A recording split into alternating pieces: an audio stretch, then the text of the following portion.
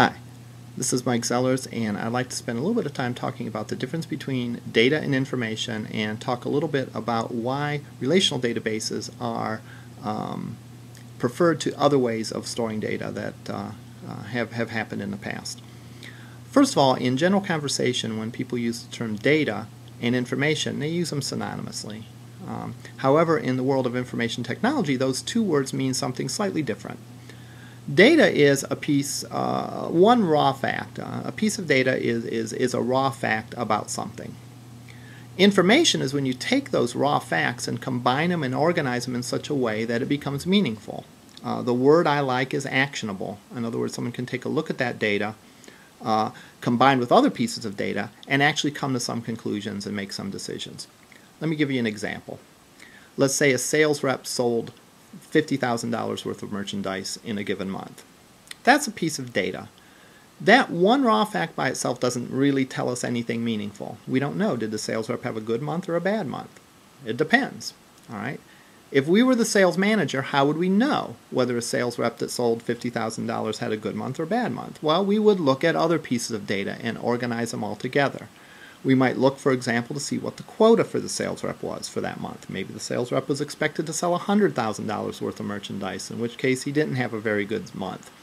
Maybe, on the other hand, the sales rep was only expected to sell $30,000 worth of merchandise, and therefore the sales rep had a very good month.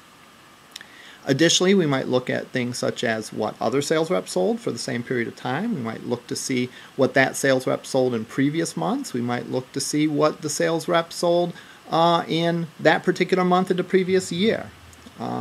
All these things, when we put them all together, then we would have something that was actually meaningful and something that we could come to some conclusions about and make some decisions. Relational databases really allow us to do that much better than other methods of storing data. In the past, instead of relational databases, file processing was used. Now, what do we mean when we talk about a file? We talk about pretty much a little self-contained entity that stores data. And it stores data about one particular aspect of the business. It was very difficult when things were stored that way to share data and to bring data together. I'm not saying it was impossible, but it was difficult. All right? Because you might have, for example, an employee file that contains all the information about employees. You might then have, as a separate file, a sales file that keeps track of all the sales that the organization has. All right? And I'm not saying it was impossible to tie those two things together, but it would be difficult to. All right? Programmers would have to write special routines to bring the data from one to another together and so on and so forth. The other problem that you run into is the problem of redundancy. Because if you have these little self-contained files, oftentimes what happened is data was duplicated between those files. So for example, you might have a sales rep's name in the employee file, along with his phone number and so on and so forth. You may have the same information duplicated in the sales file as each salesman made their sales for the given period of time. What's the problem with redundant data? Well, if it changes, then it's difficult to update. Because let's say a sales rep changed or moved and had a new phone number. Well, you would have to update it in several different places. If you have to update it in several different places, there's always a chance that you're going to do it incorrectly. All right, and not update all the places that you're supposed to, and therefore you have inconsistencies within the data. Redundancy was a huge problem with file processing systems. The other problem was the lack of integrity of data. You may, for example, because the sales data was not tied to the employee data, you might have the possibility of having a sale made by an employee number that doesn't exist in the employee table.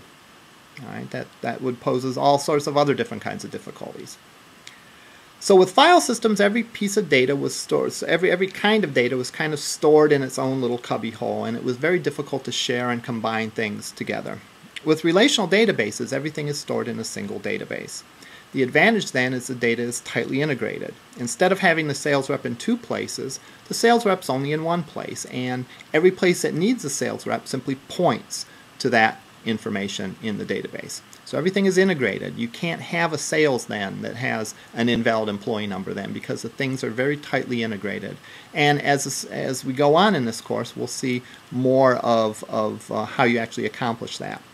The thing to keep in mind now is that in the past, files were really little standalone blobs of data. whereas databases are taking all those little individual pieces of data and putting it into one structure that's very tightly integrated.